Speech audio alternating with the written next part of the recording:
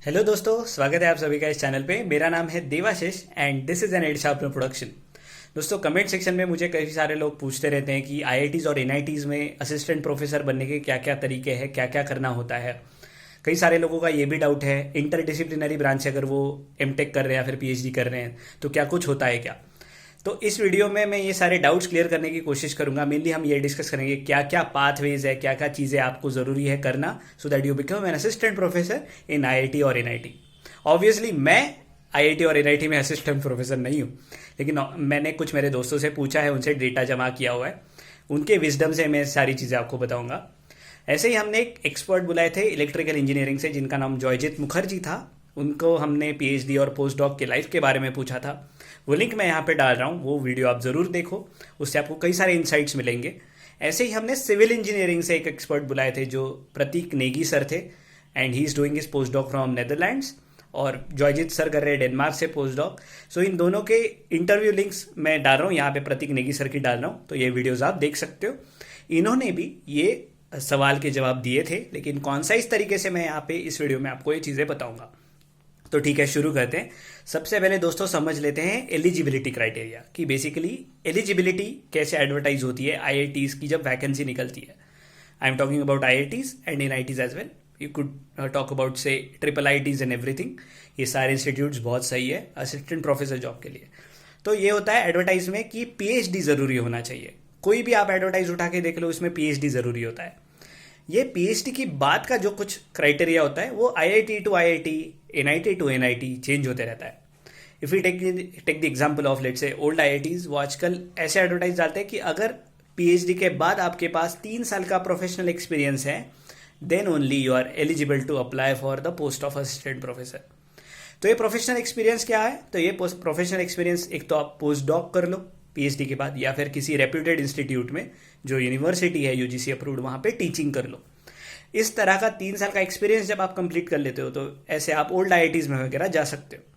ये rules stringent नहीं है, ये रूल्स चेंज होते रहते हैं। आप किसी और आईआईटी में जाओ तो रूल शायद डिफरेंट होगा, वो बोलेंगे 1 ही साल का हमको एक्सपीरियंस चाहिए, कोई बोलेगा हमको 4 साल का एक्सपीरियंस चाहिए। तो एलिजिबिलिटी चेंज होते रहती है, लेकिन बेसिक बात है कि आपकी पीएचडी ज़रूरी होना चाहिए। दूसरी सबसे इंपॉर्टेंट चीज़, लोग जो इंटर डिसिप्लिनरी ब्रांचेस के बारे में पूछते हैं, तो इंटर डिसिप्लिनरी ब्रांचेस में होने से कोई दिक्कत नहीं होती ज़्यादा। मैटर क्या करता है? मैटर का आपका पीएचडी का रिसर्च प्रोजेक्ट करता है, या फिर आपका रिसर्च पेडिग्री करता है, जो कि सबसे इंपॉर्टेंट चीज़ है एलिजिबिलिटी में। आपके क्वालिफिकेशन के बाद कि आपकी रिसर्च पेडिग्री कैसी है वो देखी जाती है। आप ये देख लो ना कि बीटेक में आपके 4 साल हो गए, एमटेक में 2 साल, पीएचडी के 5 साल एटलीस्ट, और उसके बाद 2 साल पोस्ट डॉक। तो वजन किसका ज़्यादा है? आपका रिसर्च और पोस्ट डॉक का वजन ज़्यादा है। तो आपने जो भी रायता फैलाया हुआ है एमटेक में, बीटेक में, तो वो सारा धुल जाएगा। आप पॉइंटर की चिंता मत करो। आपने बीटेक के बाद जो पॉइंटर कमाए उसके के बाद तो आप एमटेक में पहुंचे हो। एमटेक में अच्छा पॉइंटर रखो, 8 पॉइंटर रखो, क्योंकि थोड़ा सा रेलेवेंट है। अगर आपने आपका काम ही कंटिन्यू किया था, एमटेक में अगर पॉइंटर अच्छा नहीं रखोगे तो पीएचडी के लिए नहीं जा पाओगे। सो research pedigree is very very necessary. तो आपके जर्नल्स में काफ़ी सारे पब्लिकेशंस, जैसे पब्लिकेशंस में आपके जैसे पेपर वगैरह होने चाहिए, एटलीस्ट 4 पेपर अच्छे अच्छे रेप्यूटेड जर्नल्स में विथ हाई इम्पैक्ट फैक्टर। ये सारी आईआईटीज़ या एनआईटीज़ ये सारे लोग देखते हैं। पोस्ट डॉक में, पीएचडी में सारा करने को आपको चांस मिलेगा, सो डोंट वरी। लेकिन प्रिपरेशन पॉइंटर की, रिसर्च पेडिग्री की अभी से स्टार्ट करो if you are an MTech student. एक डाउट ये पूछा जाता है दोस्तों कि अगर पीएचडी हम आईआईटी से करें, इंडिया में से ही पीएचडी करें, तो क्या आईआईटी में हम असिस्टेंट प्रोफेसर लग सकते हैं क्या? इसका आंसर है हाँ, लग सकते हो। लेकिन कुछ कुछ आईआईटीज प्रेफर करती है कि अगर आपका इंटरनेशनल पीएचडी है किसी फॉरेन यूनिवर्सिटी से जो आईआईटी से बेहतर रैंक वाला है, वहाँ से अगर आप पीएचडी करते हो तो आपको शायद प्रेफरेंस मिल सकता है। आईआईटी बॉम्बे हो गया, आईआईटी दिल्ली, आईएससी हो गया, ऐसे सारे इंस्टीट्यूट्स में लोग बोलते हैं कि एक इंटरनेशनल पीएचडी अगर प्रोफेसर है तो उनको हम उठाएंगे। लेकिन ये ऐसे हार्ड एंड फास्ट रूल नहीं है। कई सारे एग्जांपल्स है कि आईआईटीज़ में इवन आप पीएचडी आईआईटी से नहीं भी करो तो भी आप आईआईटी में प्रोफेसर बन सकते हो, क्योंकि एलिजिबिलिटी क्राइटेरिया क्या बोलता है कि आपको सिर्फ पीएचडी होना ज़रूरी है। ऐसा रूल नहीं है, लेकिन प्रेफरेंस मैटर करता है। ओल्ड आईआईटीज आजकल थोड़ा सा रेशियो में लेते हैं कि आईआईटी से, मतलब इंडिया से पीएचडी वाले कुछ लोग लेते हैं, फॉरेन पीएचडी वाले कुछ लोग लेते हैं, क्योंकि ये सारी चीज़ें उनके रैंकिंग में फ़र्क डालती है। आईआईटीज और एनआईटीज का जो रैंकिंग होता है, जैसे क्यूएस वर्ल्ड रैंकिंग हो गया, उसमें पर फैकल्टी साइटेशंस कितने हैं या फिर पर फैकल्टी टू स्टूडेंट रेशियो कैसा है, ये सारी चीज़ें देखी जाती है।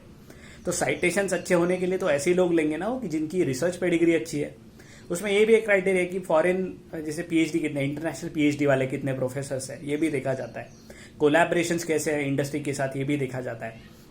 So if you are from industry, अगर आपका इंडस्ट्री के साथ बहुत अच्छा कनेक्शन है, and if you have all these credentials कि आप पीएचडी हो, अगर आपके पास इतना बढ़िया एक्सपीरियंस है, then also you can apply into IITs और एनआईटीज। और एक सबसे इंपॉर्टेंट बात है कॉन्टैक्ट्स की। अगर आपके कॉन्टैक्ट्स बहुत अच्छे हैं, ठीक है, तो ये चीज़ बहुत ज़्यादा मैटर करती है असिस्टेंट प्रोफेसर इन आईआईटीज और एनआईटीज बनने के लिए। ये सैड ट्रूथ है, सैड नहीं बोलना चाहता, लेकिन सैड ट्रूथ ये भी है कि कई बार आपका अगर कॉन्टैक्ट है तो आप अगर बात कर लेते हो पहले ही कि आप मतलब एलिजिबिलिटी तो है आपकी, जैसे पीएचडी हो, आप पोस्ट डॉक हो, लेकिन कॉन्टैक्ट अगर आपका है तो लोग कॉन्टैक्ट वाले लोग ज़्यादा प्रेफर करते हैं ना, रेफरेंसेस बोल सकते हैं उसको। मैंने सैड बोला, गलत बात है, गलत कुछ नहीं है इसमें एक्चुअली मेरे हिसाब से, बट पता नहीं, इट्स डिबेटेबल। बट अगेन अगर कोई किसी को जानता है कि हाँ मैं इस इंसान को जानता हूँ, इसके साथ मैं काम कर सकता हूँ, तो ऐसी जगह पे उन लोगों को जैसे प्रेफरेंस मिल जाता है। तो आपको सबसे इंपॉर्टेंट है पीएचडी, उसके बाद पोस्ट डॉक, रिसर्च पेडिग्री में आपके पास अच्छा खासा जर्नल्स में पब्लिकेशंस होने चाहिए, उसके बाद अच्छे अच्छे कॉन्टैक्ट्स होने चाहिए। और ये कॉन्टैक्ट बनाना आप कब से शुरू कर सकते हो? Right from this moment. अगर आप एमटेक में हो, आपके साथ जो भी लोग होंगे, कोई रिसर्च करने जाएगा, आपके साथ कुछ पीएचडी वाले लोग होंगे, उनके साथ दोस्ती करो, उनको मदद करो। वो पीएचडी जो अभी पीएचडी कर रहे हैं, वो आगे जाके पोस्ट डॉक करेंगे, वो जाके असिस्टेंट प्रोफेसर बनेंगे, तब आप पीएचडी करते रहेंगे। आपके पास अगर ऐसे कॉन्टैक्ट्स है तो then your path also becomes really easy, क्योंकि आपने उन सारे लोगों के साथ काम किया हुआ है, तो दे ट्रस्ट यू। तो ऐसे लोग आपको चांस देंगे। समझ रहे हो मेरी बात? मेरे हिसाब से मैंने काफ़ी सारे डाउट्स क्लियर कर दिए।